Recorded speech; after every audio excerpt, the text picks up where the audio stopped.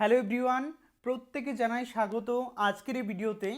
আজকে আমরা দেখব এপ্রিল মান্থের একদম শেষ সপ্তাহের কর্মসংস্থানে তোমাদের বিভিন্ন ইনফরমেশান, তার সঙ্গে তোমাদের ডাব্লিউবিপি এক্সাম ঠিক কবে হবে। ভীষণভাবে গুরুত্বপূর্ণ আজকের ভিডিওটি। প্রথমে বলা হয়েছে স্কুল সার্ভিসের নতুন বিজ্ঞপ্তি, সেটি কিন্তু 31 মে এর মধ্যে প্রকাশিত হবে এবং নিয়োগ করানো হবে 31 ডিসেম্বর 2025 এর মধ্যে, এবং সেটি কিন্তু নবম থেকে দ্বাদশ, গ্রুপ সি, গ্রুপ ডি এই সমস্ত পদের জন্য। পরবর্তী আমরা চলে এলাম জিজ্ঞাসা পেজে। প্রথমে দেখব যে রেলে চাকরি। নেতাজি সুভাষ মুক্ত বিশ্ববিদ্যালয় থেকে অঙ্কে এমএসসি পাশ করেছিলাম, কোনো টেকনিক্যাল সার্টিফিকেট নেই। রেলে অ্যাসিস্ট্যান্ট লোকো পাইলট এই পদে কি অ্যাপ্লাই করতে পারবো?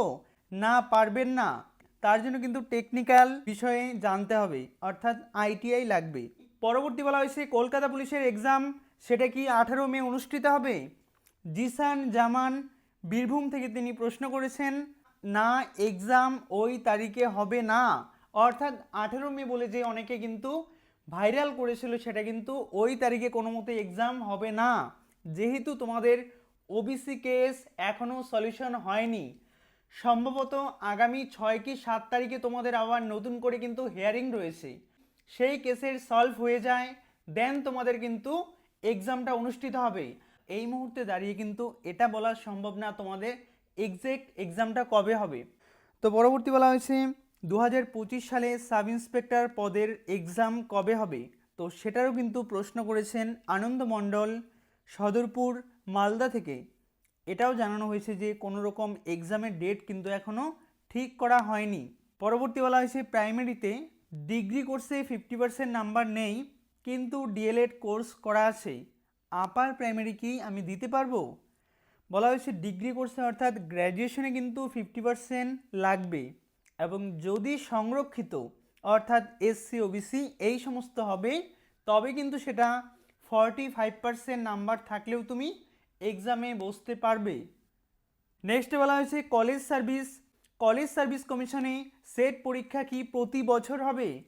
প্রতি বছর কত হাজার প্রার্থী পরীক্ষা দেয়? কিভাবে নিয়োগ করা হয়? অ্যান্সার বলা হয়েছে কলেজ সার্ভিস কমিশনের সেট এক্সাম প্রতি বছরই কিন্তু ডিসেম্বর থেকে জানুয়ারি মান্থের মধ্যে হয়ে থাকে। তবে কলেজ সার্ভিস কমিশন সূত্রে জানা যায় যে প্রতি বছর 1 লাখ পরীক্ষার্থী কিন্তু এক্সাম দিতে বসে থাকে।